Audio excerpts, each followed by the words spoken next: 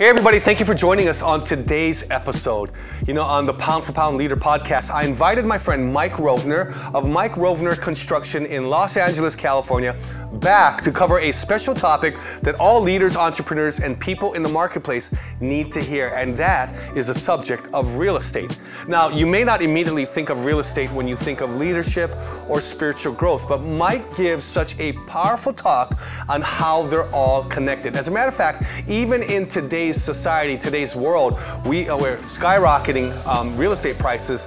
They say what goes up must come down. We also need to realize that it's real, that it's practical, and it's inspiring. So I want you to check out this incredible talk from Mike Rovner.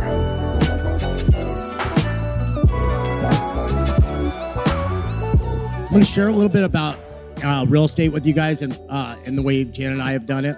Doesn't mean it's the only way, and I'll share other ways that I've seen it done. But just to get you that are investing in real estate to help you a little bit, and then some of you that have a desire to invest in real estate to maybe help you get started.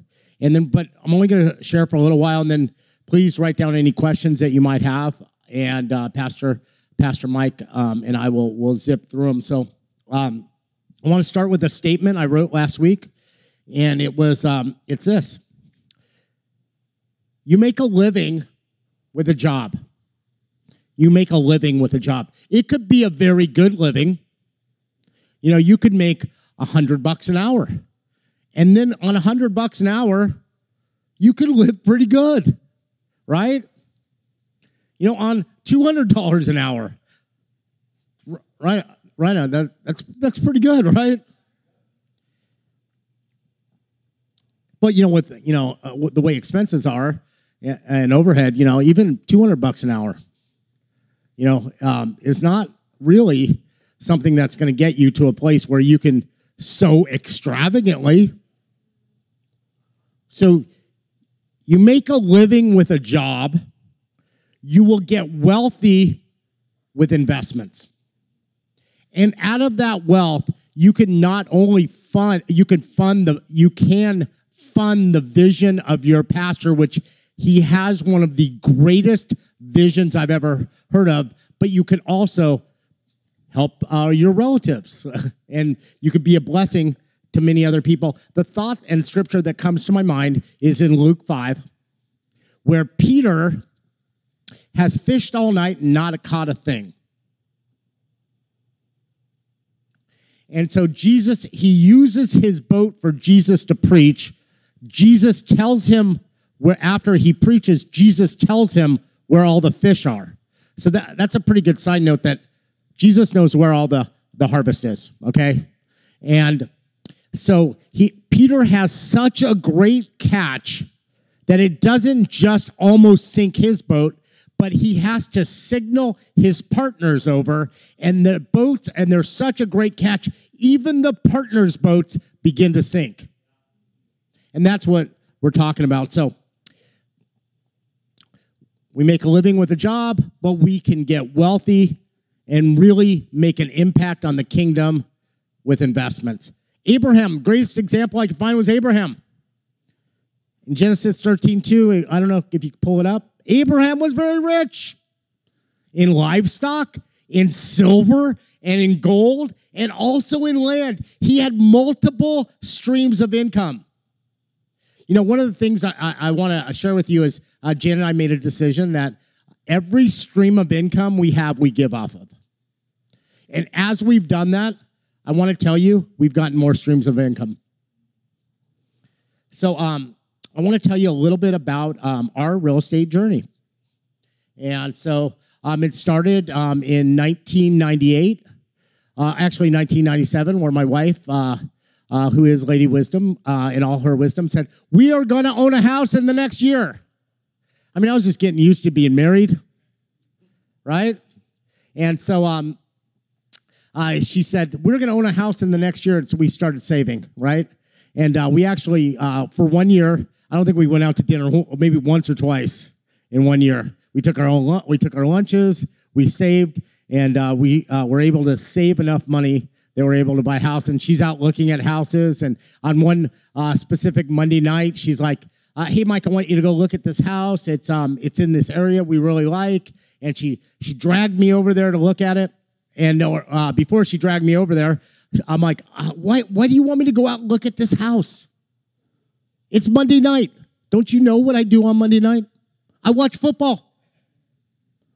She dragged me over there to look at it, and we were able to buy our first home. And so I want to tell you, so let me take you through my thought process as we were buying our first home.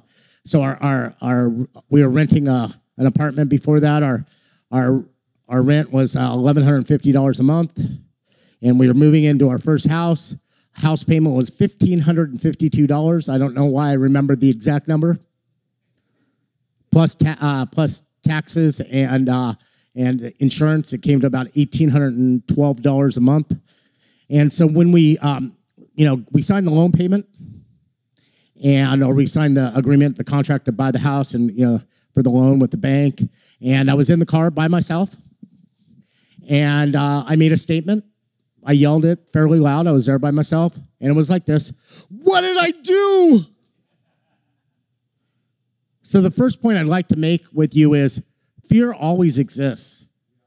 I recently bought a project in Dallas, and now I look super smart. But when I bought it, there was a lot of fear. I mean, I have this specialty now with this. I buy these apartment buildings that nobody else will buy, and mostly because if no one's been killed in one of the buildings that I that I'm going to buy, I don't want to buy it if no one's been killed within 6 months. But then we fix them up, and we take something that's dead and we bring life to it. So I bought this building in Dallas. I think we haven't even owned it a year, right? And it's gone up in value, I think, about 50% in 1 year. And when I bought it, everyone's all, "Are you crazy?"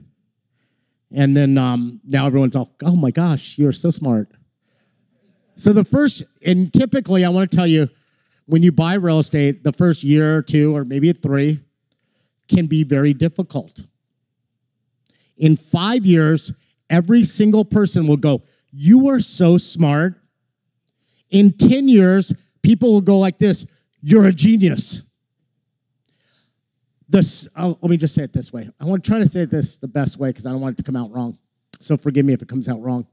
The dumbest multimillionaires I know, people that are basically are almost like this, that are multimillionaires that are like that, are just people that bought real estate and didn't sell it. And they're multimillionaires. You don't have to be a rocket scientist. So we bought our first home in 1998, and a couple of years later, we borrowed against that house, and just like our friends were all borrowing against their houses, our friends borrowed money from their house against their house, leveraged their house, and they bought motorhomes. Jen and I went in partners with a couple, and we bought a 21-unit apartment building. We took that, we sold it 2 years later for 5 times the amount that we bought it for, and we bought 50 units with the money and traded it over after that several times. So if you pull up the slide, I want to show you my office building, my first office building. It's such a beaut. Look at that. My first office, which was such an upgrade from my office, which my office was, before that was my grandma's sunroom, like patio room at my grandma's house, that it was below grade. So when it rained, it got really sopping wet in there. And so it was like you'd walk in there, it'd be like sop, sop, sop, right? And it always smelled like mildew. And that was my first office. And then I was so excited when I got this place. No, back up, please. Stay at that one. I want to tell some more stories about this one. So Swan Pools, they moved out, right? I had a chance to rent the other part, right? And someone moved in next door, and it was a psychic reader. It wasn't really a great fit. We just didn't get along. I don't know why, Pastor. We just didn't get along. I mean, this one time they came up to me, and they're like, "Excuse me, do you know who's parked in our parking spot?" And I go like this to them: "Don't you know? Aren't you the psychic?"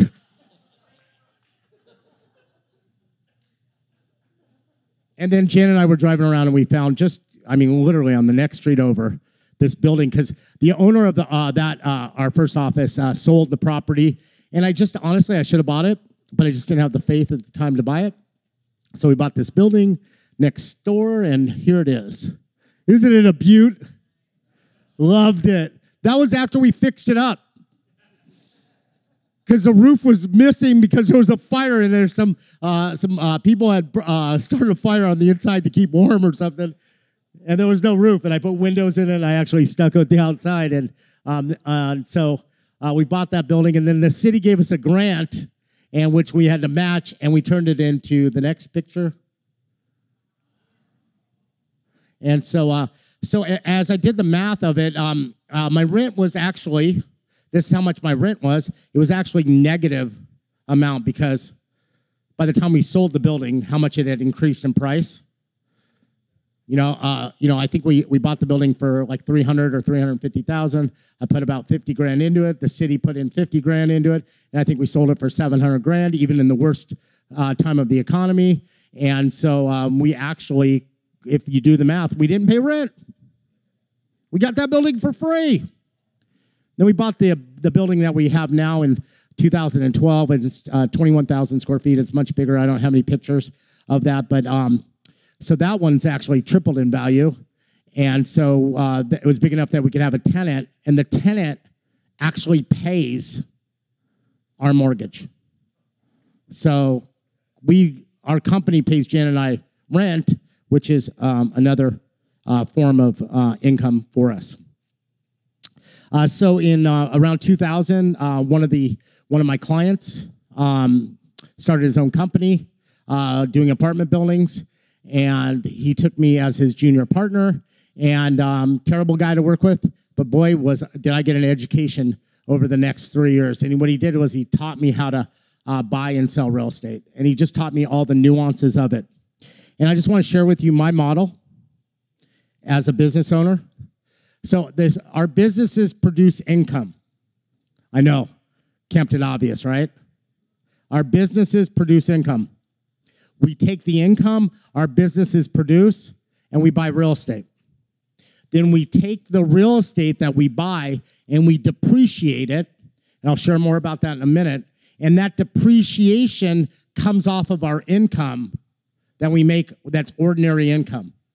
Friend, someone asked me, recently about, hey, don't you want to do house flips? And I think it's a great business, but it also is a job, right? And I already have a job. And the money you make off of flipping houses is ordinary income. And that is taxed at the highest amount. So we buy these buildings, we depreciate them, we fix them up, and we hold them. That's what we do. That we buy real estate, we fix it up, and we hold it. And so let me tell you 3 ways that we make money on real estate. I mean, it's very simple. Number 1 for us is depreciation. You're able to depreciate the property over a 30-year period. I'll do the math for you. You buy something that cost $1 million. That's $33,000 a year over 30 years. You also have an option. It costs a tiny bit of money that we take, which is called a cost segregation, which is accelerated depreciation. So we buy the real estate, we accelerate the depreciation, and I depreciate it over 1 and sometimes 2 years. So I buy $1 million piece of property. They say $100,000 is land, $900,000 is for the value of the property. I'm able to take a $900,000 depreciation off my taxes year 1 and 2. The next way you make money on real estate is it appreciates. It goes up in value. You buy something for $1 million. You put $200,000 as your down payment. And listen, you could find ways to put less down, right? My buildings that we own, we did an SBA, which is what you could buy for an owner-occupied building, and that is 10% down. So there's ways to do less.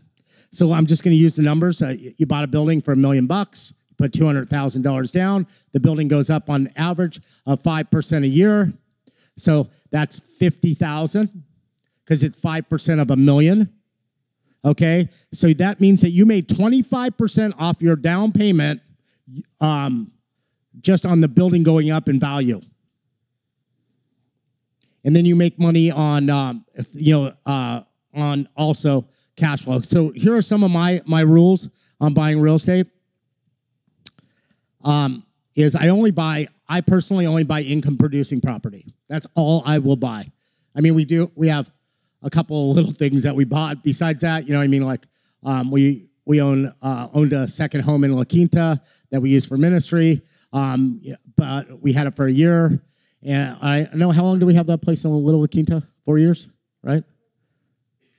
Yeah, so we had one, and we bought this place, and we decided to make it a ministry retreat. And so I can't tell you what it produced in the kingdom, but I will tell you this: over 50 pastors took a retreat in our condo in La Quinta. I buy income producing property is my number one rule. Number two is timing. Everything is about timing. I know people that have been really successful in real estate, and people think they're really smart, but if you look at it, they just bought at the right time. Okay? It's kind of like someone goes, "Oh my gosh, that guy hit a home run." And I go like this, "Well, yeah, but he got to start at third base because he bought at the right time."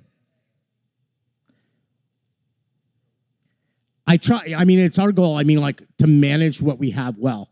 The Lord spoke to me really clearly and said, "I will not give you more than you can manage." Another time the Lord spoke to me and said, "I will not give you more than you could pray over." So when you manage it well, the scripture in Matthew 25, he who manages something well will be given more. So when I say manage it well, I'm just looking through all the details, to make sure that the property is functioning correctly. You got to think through staying power, which means that you have the cash flow in case you have to pay a month. You have someone renting your property out, but you have to, if you have to pay some money a month or two, don't over leverage yourself. If you can, under leverage yourself is always better. But you get to a position where you have enough that you can make the payment, and it's called staying power.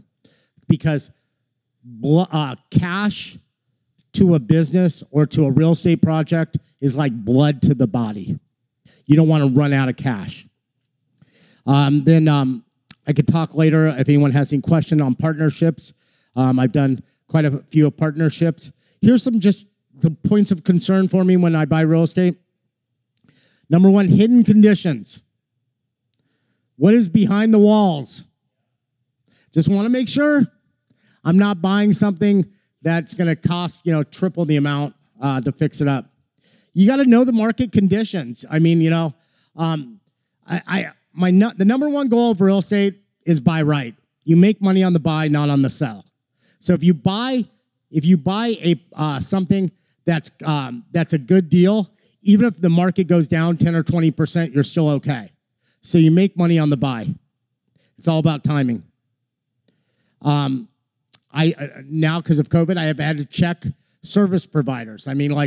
Pipeline for materials has just been ridiculous. And I will say this, this is a once in 100-year thing. It's a once in 100-year thing. So I'm not taking everything that I learned from the pandemic and saying, okay, this is the way I'm going to run my business forever, because it's a one-time thing. Let's see.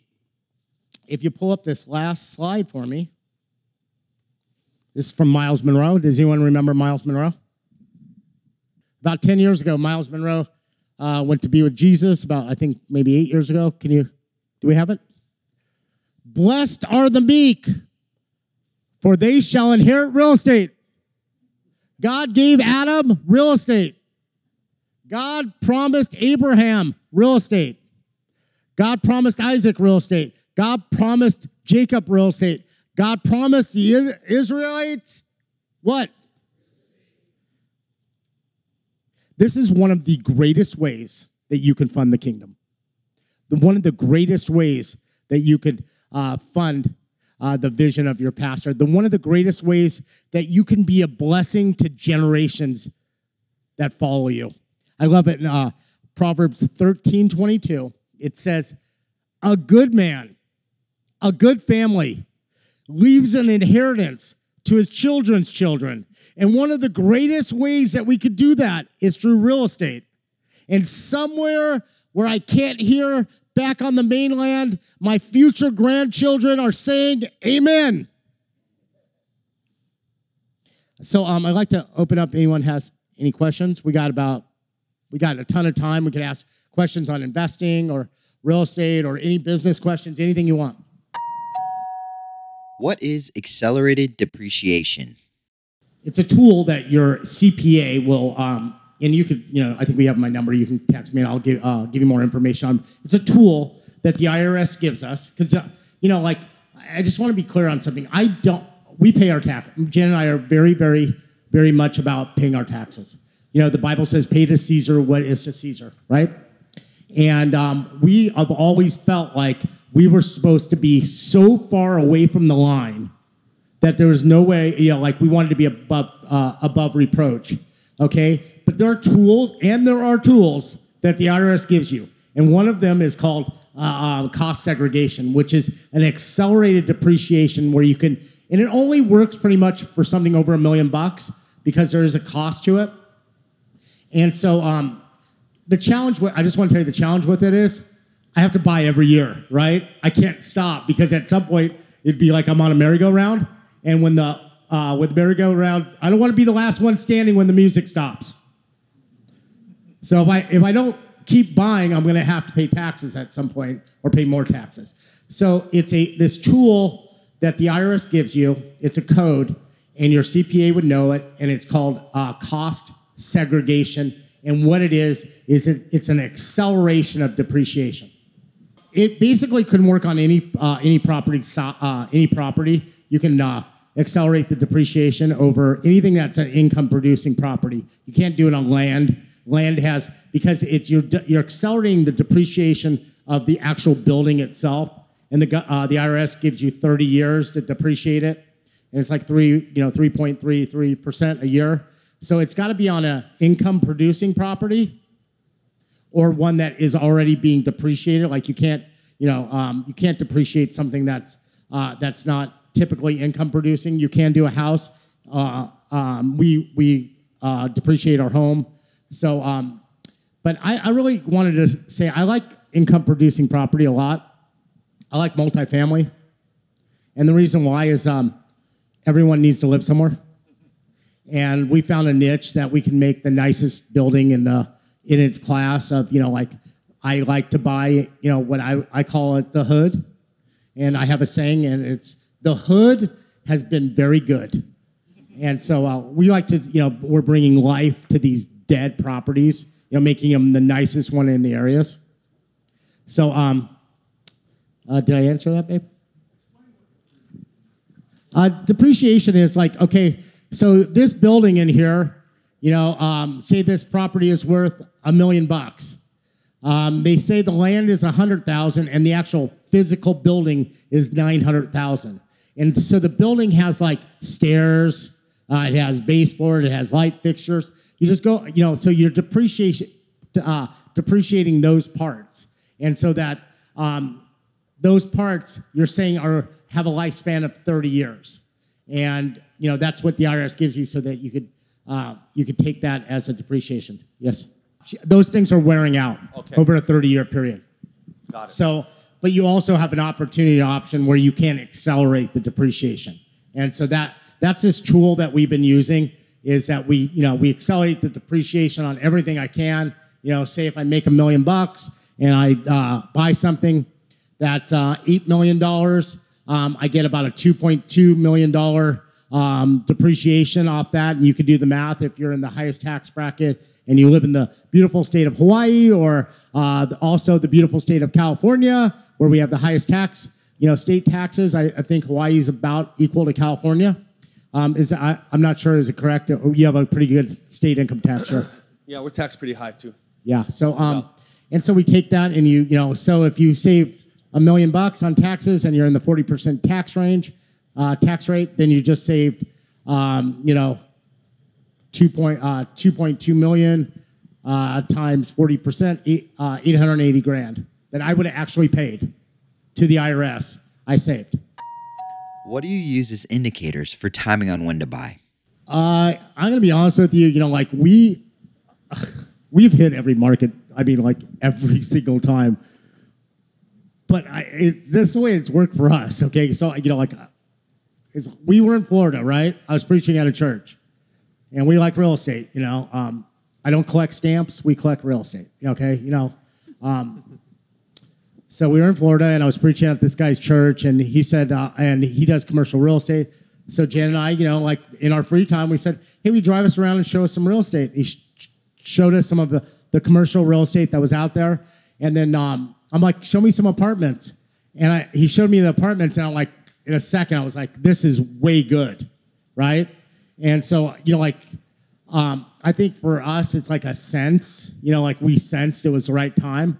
The only thing that I wish I would have done is bought more properties in Florida 4 years ago, because it's literally ridiculous how much it went up in value. It's almost the same as California now in Florida, and we hit it before they went up. I'll just give you just a numbers thing. We bought something for $53,000 a unit. We put $20,000 into it. That's $73,000 a door, and the property's worth $175 a door. That's a pretty big spread for anybody.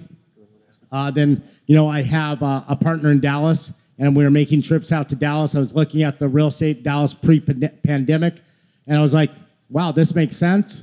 We bought in Dallas before the pandemic, and so during the pandemic, prices in Dallas have gone up by 40%, and so some of it is just feel for us. Like I feel like it, I read some stuff. I read a lot of stuff from the real estate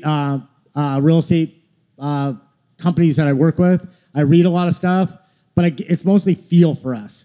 This feels right, you know what I mean? And then I can't emphasize enough that before I buy something, I have to sell it to Janet. And so the only mistakes I made is when I didn't. And so, they were pretty bad mistakes. I have lost fortunes. And I'm not too proud to tell you that I've lost a few fortunes. Made a couple too, but I lost a couple. So I'll sell it to, and she always asks the same question. I should know. Have you prayed about it? Do you have a peace about it? And so I'll go back and I'll pray again, And I've come back and go, nope, I don't have a peace about that. What are some tips to not lose on investments? Oh, man, so many things. Oh, gosh. Okay, one thing is the deals that didn't work mostly were partnership deals where I was partnering with somebody else. My rule of thumb now is if we are putting in the majority of the capital on a real estate deal or a partnership, we have 100% of the control, 100%.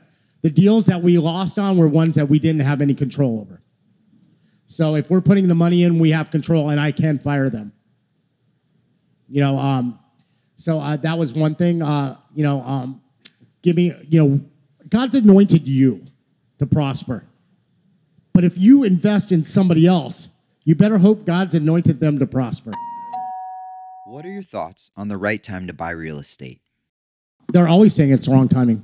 So we bought in Florida, right? And we bought this property at $53,000 a door. We had another one in escrow at like $45,000 a door. And the guy just, people in Florida are dumb. That's all I can say, right? It's not personal. I don't have anything personal against them. Look at, they're just, this guy had it in escrow with two of us, right? And it was this great deal, right? And so it ends up being a lawsuit, and I'm just like, life is too short. I just don't want to deal with it, right? I try to eliminate as much negative out of my life as I can. Even if it looks like, hey, I'm eliminating the negative and I'm losing money. I don't care. I want to have as much peace as I possibly can. So we decided to let that one go. the new owner came back to me. He put some money in it, and he's like, "Hey, I'll sell it to you for 60." I'm like, "Man, I know you paid 45." And he's all, "Yeah, but I put 5,000 into it." And I'm like, "That's still 50. I had it in escrow at 42, and the owner sold it to someone for a couple more dollars, and the only way I could fix it was to sue him. And I'm like, I'm not buying this for 60. Well, it just sold for 120, okay? So timing is relevant. To answer your question, I had a glass ball. It was sitting on my desk. About 18 or 20 months ago, it fell over and broke. I don't know. My crystal ball broke. So I'm just trying to tell you. My crystal ball broke. I cannot tell you for sure what's going to happen. I will tell you historically, real estate goes up. Historically. And I will also tell you this. God has anointed you, Inspire Church. God has anointed you to find. I loved, I got to hear about Rhino's property that he got. It was such a God deal. I want your expectancy for supernatural deals to go through the roof.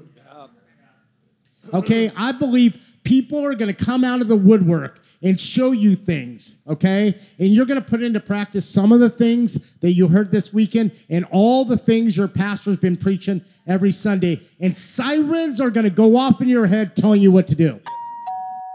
How do you choose your partnerships? It takes a while. Like I had a partnership with this guy in Florida, and so it did not go super well, right?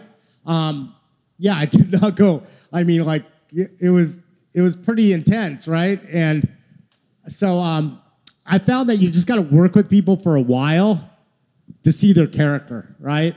I mean, some things came out like when we were in Florida, like like every time we went out to eat, like he's like, "Yeah, I forgot my wallet." I'm like, 7 times in a row? That seems like quite a lot, right? Yeah. One time, okay, twice, and then, like we found like he was charging some stuff on our credit card. I mean, like you find some things out with someone, but it took a little bit of time. Okay, so before you're partners with anybody, make sure you've spent some time with them. They have a track record. My guy he's become like my mini-me, right, in Dallas. And like, he's like, I'm just going to say he's like a smarter, more hardworking version of myself, right? And so we're both tornadoes, And so can I tell you what the difference between a tornado and a hurricane is? Because I've been trying to be a hurricane and not a tornado. A tornado comes out of nowhere and destroys everything.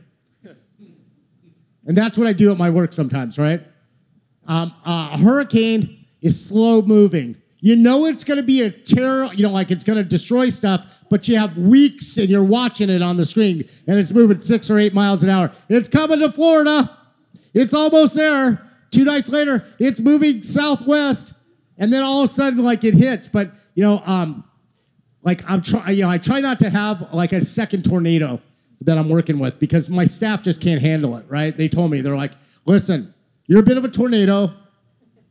And your partner's a bit of a tornado. We can only handle one of you at a time." So I would say get to know the person, look at their track record, and that's got to be something. If you're going into a partnership, Jan and I, we prayed. We prayed and we prayed with the other couple because when we go into partnerships with people, it's like a covenant for us, right? And so make sure you prayed about it, you have a sense about it, and you've watched them and seen what they do in adversity. The guy that is my junior partner in Dallas had walked through some of the most difficult adversity, and the way he walked through it was so graceful and so much integrity that that's why I brought him on as my partner. Honey, will you give Pastor Mike? Will you give my boss the mic? So the one in Dallas, first of all, we had known them from church for probably 10 years. And so we watched their life. We saw their life, and they were givers. Okay. Second, they were a young couple that now they have 4 kids.